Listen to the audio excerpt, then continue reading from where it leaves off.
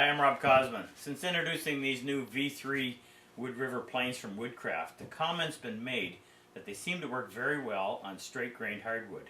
But how would they perform on much more figured wood like this maple that I have on my bench? Now, to answer that question, I'm going to give you some tips and techniques that just may change your approach to dealing with these highly figured woods. The challenge in dealing with lovely figured wood like this is to prevent tear out as you're smoothing it. And the tear out comes because the grain's changing direction constantly, which is what gives it this iridescent quality. Well, there are three factors to take into consideration in attempting this.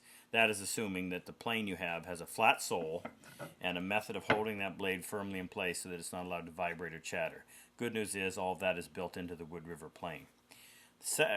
First and foremost, the blade has to be sharp. Nothing else works if the blade isn't sharp.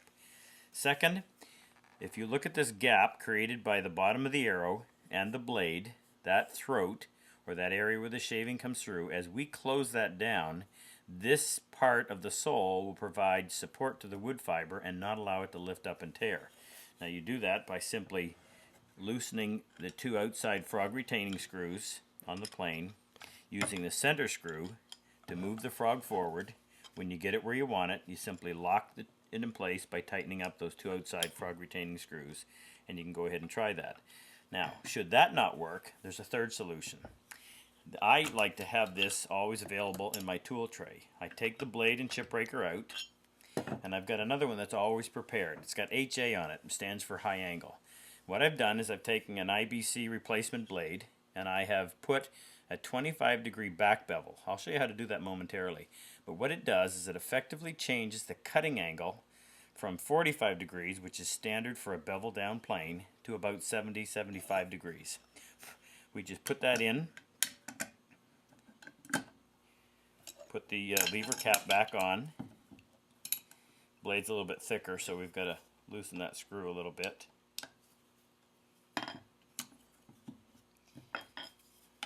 I want that to be tight enough that it'll hold the blade firmly, but not so tight that I can't make adjustments.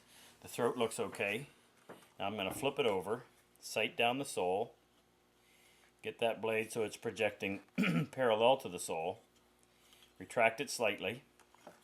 Now I'm going to take this piece of poplar out and replace it with this piece of figured maple, and we'll see what this will do. A little wax on the sole to reduce the friction. Now this is also going to change the effort required to push the blade through the wood, and that's all because of what's occurred with the cutting angle. But the result should be a near perfect surface with absolutely no tear out. I've got to get that blade so that it's perfectly centered.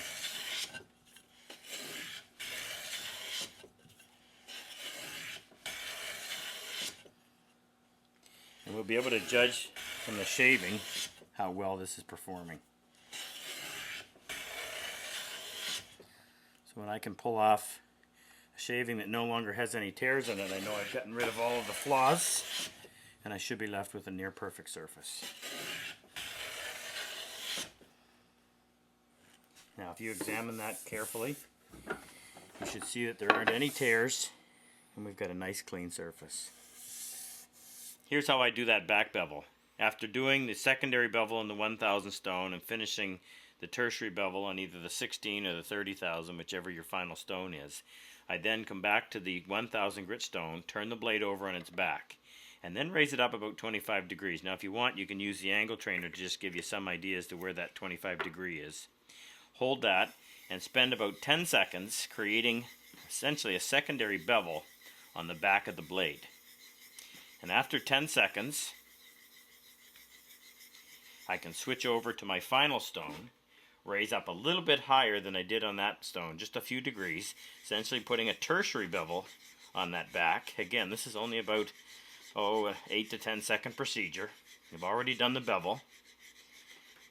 Once that's done, I've created a back bevel that is somewhere around 25, maybe even 28 degrees. Combine that with the 45 degree bedding angle, and you're up over 70 degrees in your effective cutting angle. Excellent for dealing with figured wood. Harder to push, but well worth a little bit of extra time. However, once you've done that to a blade, if you wanted to change it, you've got to go back and now grind down below where that bevel stops in the back. So I have a second blade always in my tool tray, always with the chip breaker in place, labeled high angle, and that's the best tip I can give you for dealing with really figured woods. Being able to hand plane these highly figured woods, particularly with this back bevel, increased cutting angle, will allow you to take your woodworking to a whole other level. I encourage you to get one of these Woodriver planes and enjoy your time in the shop.